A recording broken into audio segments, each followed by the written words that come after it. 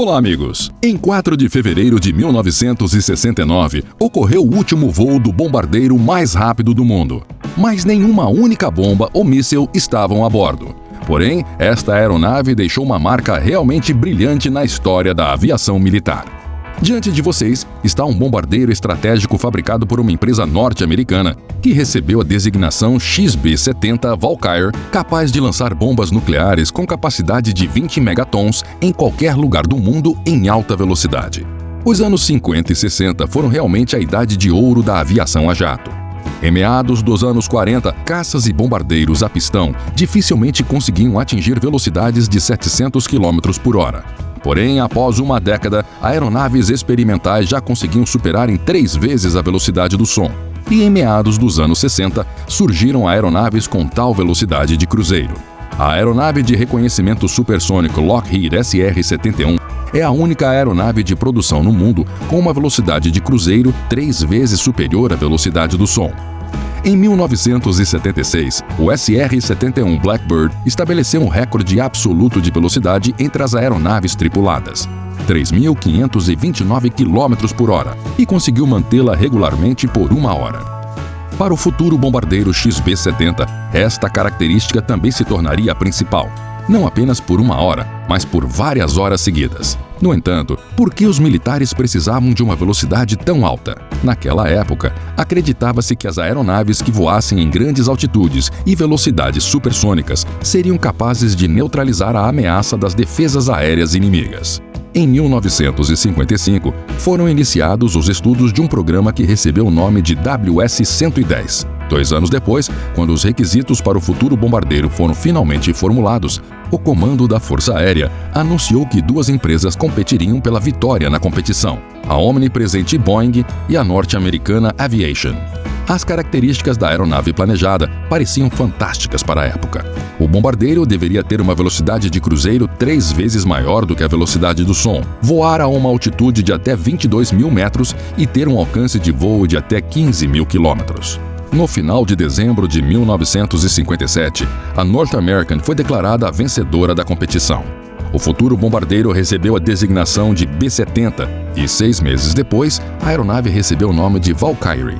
O nível de risco tecnológico do projeto, devido ao grande número de novas soluções, era de altamente proibido. Deve-se lembrar que, por exemplo, uma velocidade 3 vezes maior que a do som foi lançada somente 2 anos antes do anúncio do vencedor do concurso. Porém, veio com um preço alto. Pela primeira vez, em setembro de 1956, o piloto de teste Milburn Apt acelerou o avião-foguete experimental Bell X-2 a uma velocidade recorde de Mach 3.2, mas depois de apenas alguns minutos, ele perdeu o controle da aeronave e morreu em um acidente aéreo.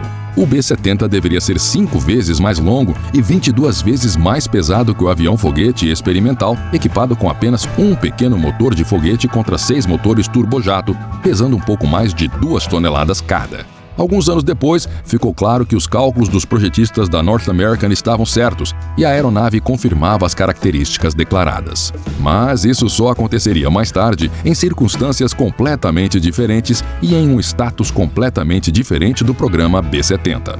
No final de 1959, foi anunciado oficialmente que o projeto estava se tornando um programa de pesquisa. Nos 2 anos seguintes, a luta pelo B-70 foi travada nos mais altos cargos e até se tornou um dos pontos do programa eleitoral presidencial. O renascimento do Valkyrie foi apoiado pelo futuro presidente Kennedy, que, no entanto, depois o cancelou logo após assumir o cargo, recomendando manter seu status de pesquisa. Como resultado, decidiram construir apenas 2 protótipos, que receberam a designação XB-70. Esse resultado tão triste para a North American se deu por conta de 2 fatores: os sucessos dos cientistas de foguetes do mundo todo e, consequentemente, uma mudança na doutrina do uso de combate de aviação estratégica. Os testes bem-sucedidos dos mísseis balísticos intercontinentais norte-americanos Atlas e Minuteman forçaram a liderança militar do país a mudar as prioridades. Adicionalmente, a Marinha recebeu submarinos nucleares à sua disposição. Apesar do cancelamento do programa de combate e das dificuldades de financiamento, a North American construiu seu primeiro protótipo em maio de 1964. O primeiro voo do Valkyrie ocorreu em 21 de setembro do mesmo ano. A aeronave voou do aeródromo da fábrica na cidade de Palmdale para a base aérea de Edwards para testes adicionais. O bombardeiro foi construído de acordo com o design aerodinâmico de um pato com asa triangular, cauda da frente em trapézio e a cauda com 2 estabilizadores verticais. O planador da aeronave se distinguia por dimensões impressionantes. Seu comprimento era de cerca de 58 metros, a envergadura era de 32 metros e o peso máximo de decolagem era de 250 toneladas. Muitas soluções técnicas foram usadas no projeto do Valkyrie, o que permitiu fazer longos voos em velocidade supersônica. Durante esses voos, a fuselagem se aquecia até 330 graus em alguns lugares. Então, o revestimento da asa, fuselagem e ambos os estabilizadores verticais foram feitos a partir de painéis especiais resistentes ao calor. Eles consistiam em 2 folhas de aço inoxidável, entre as quais era colocada uma estrutura de favo ou de núcleo ondulado. Na estrutura de potência da fuselagem, onde alta resistência e baixo peso eram necessários, as ligas de titânio foram amplamente utilizadas. Outro fato interessante: os designers do Valkyrie decidiram abandonar completamente a rebitagem, e a montagem da estrutura da aeronave foi realizada principalmente por soldagem. Um destaque especial do projeto foram as pontas das asas defletíveis, que serviam para aumentar a estabilidade direcional e reduzir a resistência ao balanceamento. Durante o voo em velocidade quase supersônicas, eles se desviaram em 25 graus e, ao mudar para a velocidade supersônica, desviaram em 65 graus. Outra característica de design não menos importante do Valkyrie foi o uso de ondas de choque que se formam durante o voo supersônico para criar sustentação adicional.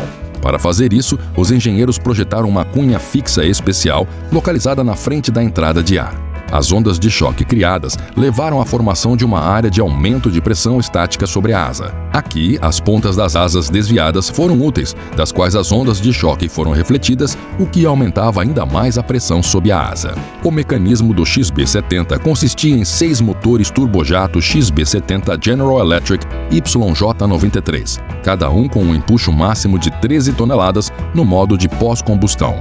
O combustível foi colocado em 11 tanques localizados na asa e na fuselagem, que eram purificados com nitrogênio para evitar a autoignição de seus vapores quentes. Sob a asa do Valkyrie, colocaram uma enorme entrada de ar ajustável. Ela era dividida em forma de V com 2 canais de 24 metros de comprimento, cada um dos quais fornecia ar para 3 motores. Entre os canais curvos da entrada de ar, havia um compartimento de carga no qual as munições nucleares deveriam ser colocadas. Mas como o programa tinha o status de pesquisa, em vez de armas, o equipamento de registro era colocado no compartimento, assim como um sistema automático de controle de entrada de ar que surgiu no segundo protótipo. A tripulação do bombardeiro consistia em 2 pilotos. Nos bombardeiros de série, sugeriram adicionar mais 2 operadores de sistemas de armas de bordo, que seriam colocados no compartimento traseiro da cabine, separados por uma divisória vedada. Cada tripulante foi colocado em uma cápsula de resgate individual, que possuía um sistema autônomo de suprimento de oxigênio e, em caso de emergência, era vedada com 2 alas. Calculava-se que a ejeção era possível com o triplo da velocidade do som. Na cabine, a pressão era mantida a mesma que a atmosférica, como em aviões de passageiros comuns. Portanto, os pilotos não precisavam de trajes especiais. A solução de engenharia original na época foi um para-brisa móvel na cabine da tripulação. Ao voar em baixas velocidades e nos modos de decolagem e pouso, o painel superior da fuselagem dianteira descia, proporcionando aos pilotos uma visão aceitável, e ao mudar para supersônico, subia diminuindo a resistência. Os testes de voo do XB-70 começaram em setembro de 1964 e continuaram pelos próximos 4 anos. Na primeira fase, os engenheiros norte-americanos trabalharam de acordo com o seu programa, e em novembro de 1966, a NASA se juntou aos trabalhos de pesquisa. O período experimental de 4 anos não foi nem um pouco entediante. Havia de tudo lá, como a alegria do sucesso e a decepção com os fracassos e perdas. As aventuras começaram logo no primeiro voo de teste, quando uma roda do trem de pouso se retraiu durante a limpeza da rodovia, e só conseguiram corrigir pela metade as 2 outras rodas. Os pilotos tiveram que liberar o trem de pouso para trás e reduzir o tempo programado no ar. Ao tocar na pista da base aérea de Edwards, descobriram que os freios do pilar esquerdo haviam travado e o pneumático das rodas pegou fogo. Em testes posteriores, o sistema de liberação do trem de pouso foi usado mais vezes. Em um dos voos aconteceu um caso conhecido como clipe de papel de 39 centavos salva um avião de 750 milhões de dólares. Logo após a decolagem, o trem de pouso dianteiro não retraiu completamente e as tentativas de colocá-lo de volta à posição liberada por meio do sistema hidráulico não foram bem-sucedidas, nem com o auxílio de um sistema elétrico de reserva. Enquanto o avião circulava no céu sobre a base aérea, os engenheiros no solo procuravam uma solução para o problema. Pousar o Valkyrie com segurança na pista sem apoio frontal estava fora de questão. Rapidamente, os engenheiros sugeriram que o piloto fechasse 2 contatos na caixa de fusíveis. Um dos pilotos encontrou um clipe comum em sua pasta e fechou o circuito com ele. O sistema reserva funcionou e o suporte do trem de pouso retornou à sua posição. O Valkyrie também teve problemas com a destruição do revestimento da fuselagem. Pedaços de folhas de metal foram arrancados pela enorme pressão da velocidade. O incidente mais grave relacionado a esse problema ocorreu durante o 11º voo do primeiro protótipo, quando um pequeno pedaço dianteiro da asa foi arrancado a uma velocidade Mach 2,5. Os detritos atingiram a entrada de ar e desativaram 4 motores. Os pilotos trouxeram o avião para o aeródromo com os 2 motores restantes e, pouco antes do pouso, conseguiram ligar mais um.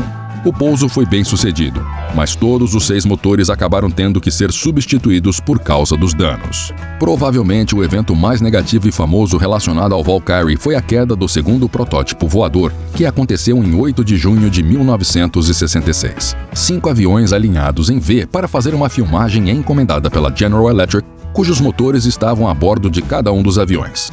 A filmagem já havia terminado quando, de repente e inesperadamente, um caça Lockheed F-104 voando à direita do Valkyrie tocou a ponta da asa do bombardeiro com a sua asa. Logo após, ele foi derrubado pela fuselagem, tendo os 2 estabilizadores verticais cortados ao longo do caminho e depois explodiu. Valkyrie manteve um voo reto por mais alguns segundos, mas então caiu em espiral e a aeronave se partiu. O copiloto Carl Cross morreu e o comandante da aeronave, Al White, conseguiu ejetar e sobreviveu, recebendo ferimentos graves e nunca mais voou no XB-70. O piloto de testes da NASA, Joseph Walker, que ficou famoso por voar o avião-foguete experimental X-15 a uma altura recorde de 107,8 km, também morreu. A destruição do segundo protótipo XB-70 foi um duro golpe para o programa, já que todos os voos em Mach altos deveriam ser realizados nele. Muitas alterações foram feitas no projeto da segunda aeronave com base na experiência operacional da primeira. No entanto, esta aeronave conseguiu cumprir seu objetivo principal.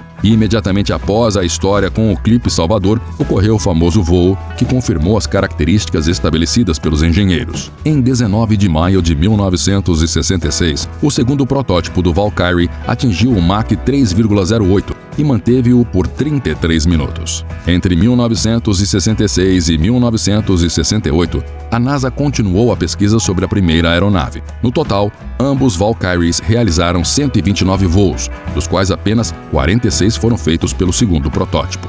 Em 4 de fevereiro de 1969, o único XB-70 sobrevivente voou para a base aérea de Wright-Patterson, onde está até hoje no Museu Nacional da Força Aérea dos Estados Unidos. E isso é tudo, amigos. Deixem seus likes se acharam o vídeo interessante e não se esqueçam de escrever suas opiniões nos comentários. Até o próximo vídeo!